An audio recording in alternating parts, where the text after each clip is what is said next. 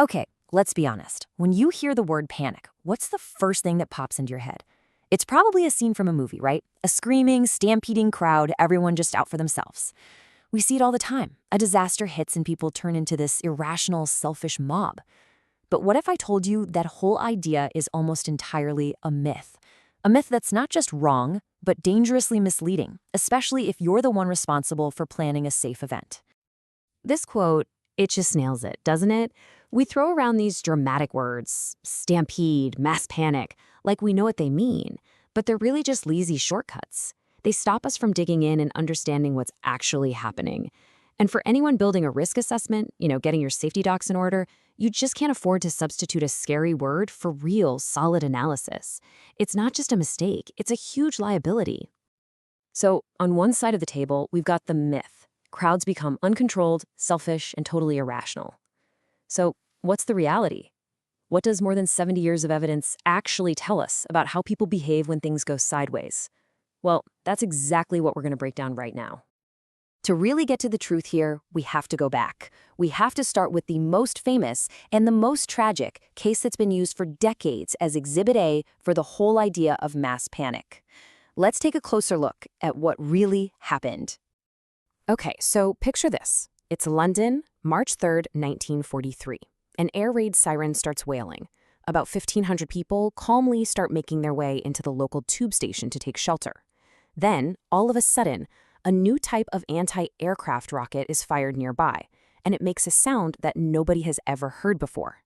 Now, the official story for decades was that the crowd heard this, assumed it was some new kind of bomb, and just panicked, that they surged forward in a mindless stampede that crushed 173 people to death. But was it? You know, when researchers recently went back and analyzed 85 original witness statements from that night, a completely different picture started to form. A story that changes everything about how we should see this event. It turns out this wasn't about mindless panic at all. First off, their fear was totally realistic. Everyone was expecting a massive retaliatory raid after recent attacks on Berlin. So being scared, that was rational. Second, their behavior wasn't selfish, it was social. People were looking out for their families, helping their neighbors, and following official advice to take shelter. And here's the absolute kicker. The cause wasn't a surge of panic. It was structural. The whole tragedy was triggered when a woman and child simply fell on a dark, wet staircase that didn't have a central handrail. This wasn't a failure of human psychology. It was a catastrophic failure of infrastructure.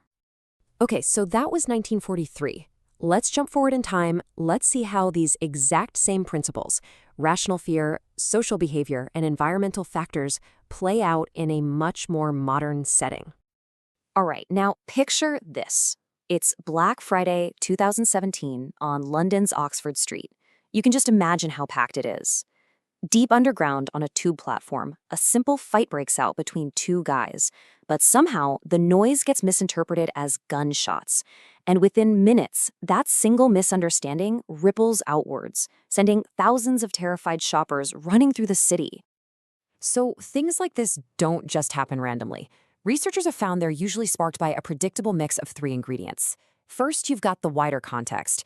There had been several real tragic attacks in the UK that year, so the public was already on high alert. Second, the place itself. Transport hubs, crowded shopping areas, these are known targets. And third, and this is so important, is something called social appraisal.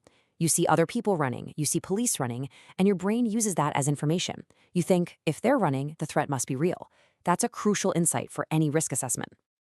And this chart, wow, it just illustrates that context point perfectly. The data is crystal clear.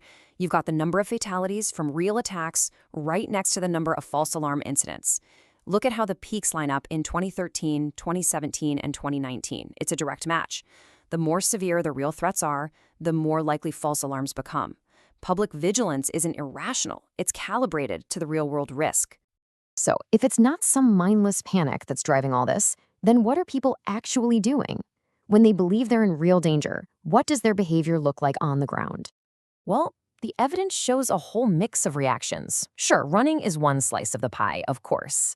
But look at this. People also hide. They provide support to each other. They share information. They give emotional comfort. Some people just calmly walk away, and some, they even ignore the threat altogether. That whole idea of a single uniformed stampede just completely falls apart. So, what's the psychology that's driving all that cooperation? Well, in a crisis, something amazing happens. Strangers who are all caught up in the same situation often develop what's called a shared social identity.